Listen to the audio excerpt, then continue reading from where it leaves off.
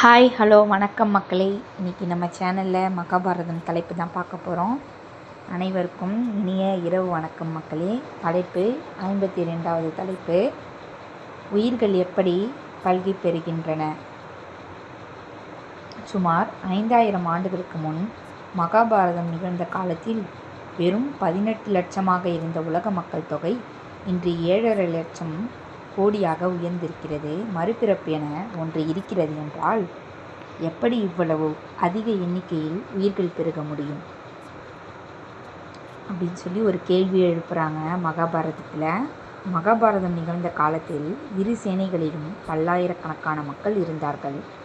இன்று மனித குலம் பெருகி 700 கோடி மக்கள் இந்த பூமியில் வசிக்கிறார்கள். இதில் பழைய புதிய ஆத்மாக்கள் எவை என்பதையும் இந்த புதிய ஆத்மாக்கள் எங்கிருந்து வருகிறது என்பதை பற்றியும் இதில் விளக்கமாக நம்ம பார்க்கலாம். இப்போ இந்த புதிய ஆத்மாக்கள் எல்லாம் எங்கிருந்து வருகின்றன, இதை நீங்கள் புரிந்து கொள்ள வேண்டும். உங்கள் உடல் என்பது எப்படி பொருள் தன்மையானதோ அதே விதமாக உங்கள் மனம் என்பது ஒரு பொருள் தன்மையானது தான். உங்களுடைய உடலும் மனமும் பொருள் தன்மையானது என்பதால் உங்கள் அனுபவம் பொருள் தன்மையற்றதாகவும் மட்டுமே நிகழ்கிறது. எப்போது முடியும் என்ற ரீதியிலே நீங்கள் அனைத்தையும் சிந்திக்கிறீர்கள். பொருள் தன்மையில் உள்ள அனைத்திற்கும் ஒரு துவக்கமும் முடிவும் இருக்கிறது. ஆனால் நீங்கள் எப்போது ஆத்மா என்று பேசுகிறீர்களோ இன்று அது சாதாரணமாக பயன்படுத்தப்படும் சொல்லாகவே இருக்கிறது. அப்போது நாம் ஒரு தன்மையானதை பற்றி பேசவில்லை. வழக்கமாக நான் எப்போதுமே ஆத்மா என்ற வார்த்தையை பயன்படுத்துவதே இல்லை என்றாலும் இப்போது ஆத்மா என்ற வார்த்தையை பயன்படுத்தி நீங்கள் யார் என்பதன் பொருளற்ற தன்மையில் பரிணாமம் பற்றி விளக்குகிறோம் என்று வைத்துக்கொள்வோம். எது பொருள் தன்மையாக இல்லையோ அதற்கு துவக்கம் இல்லை, முடிவும் இல்லை. எது பொருள் தன்மையில் இல்லையோ அது இல்லை என்று தானே அர்த்தம். ஏனென்றால் உங்களை பொறுத்தவரை ஏதோ ஒன்று படைத்தலில் இருக்கிறது என்றால் அது பொருள் வடிவில் தன்மையில் இருக்க வேண்டும் என்று எதிர்பார்க்கிறீர்கள். எது பொருள் தன்மையில் இல்லையோ அதை வெற்றிடம் என்று தான் நீங்கள் அழைக்கிறீர்கள். எது இல்லையோ அல்லது எது பொருளற்ற தன்மையாக இருக்கிறதோ அதற்கு துவக்கம் என்பதே இருக்க முடியும். அதற்கு ஆரம்பமே இல்லை என்றால் அது புதியதாகவே அல்லது பழையதாகவோ இருக்க முடியாது. அப்படிப்பட்ட வழக்கங்கள் எதுவுமே இங்கே பொருந்தாது. இதற்கு உதாரணமாக சொல்ல வேண்டும் என்றால் உங்களிடம் ஒரு எடை பார்க்கும் கருவி இருக்கிறது என்று வைத்துக்கொள்ளலாம்.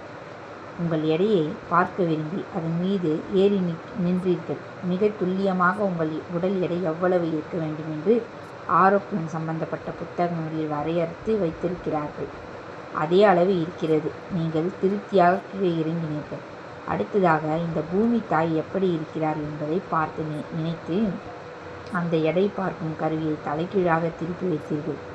தொழில்நுட்ப ரீதியாக பார்த்தால் பூமி பந்தானது அந்த எடை பார்க்கும் கருவியின் மீது தான் இருக்கிறது. மக்கள் ஏன் சீராசனம் செய்கிறார்கள் என்று உங்களுக்கு தெரியுமா?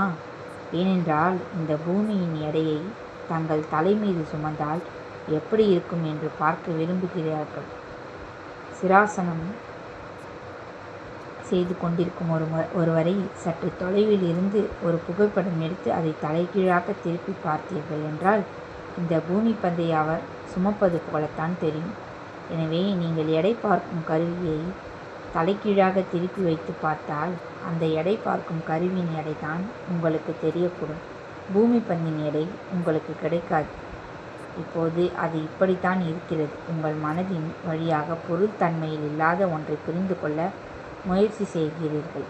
இது எடை பார்க்கும் கருவியை கொண்டு இந்த பூமி பந்தின் எடையை அளவிடுவதை போன்றது. நீங்கள் அதன் மேல் நின்றால் அது உங்களின் சரியான எடையை காட்டும். ஆனால் பூமி தாயை அந்த கருவியின் மீது அமர வைக்க முயற்சித்தால் அது வேலை செய்யாது. ஏனென்றால் அந்த கருவி அப்படி வேலை செய்வதில்லை.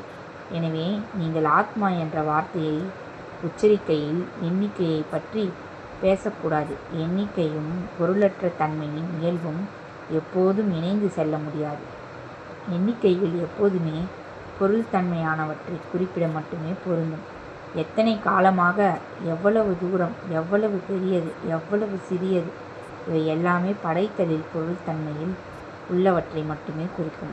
பொருளற்ற தன்மைக்கு பொருந்தாது. எனவே உங்களிடம் யாராவது இப்படி வந்து கேட்டால் அசர வேண்டாம். அவர்களிடம் பதிலுக்கு சும்மா இப்படி கேளுங்கள். பூச்சி இனங்களின் எண்ணிக்கை குறைந்திருப்பது உங்களுக்கு தெரியுமா? இதுதான் சகாதேவனின் ஞானம். இன்னைக்கு 52வது தலைப்பு நிறைவடைஞ்சிச்சு மக்களே. நாளைக்கு நம்ம இதை தொடர்ந்து 53வது தலைப்பு பார்க்கலாம்.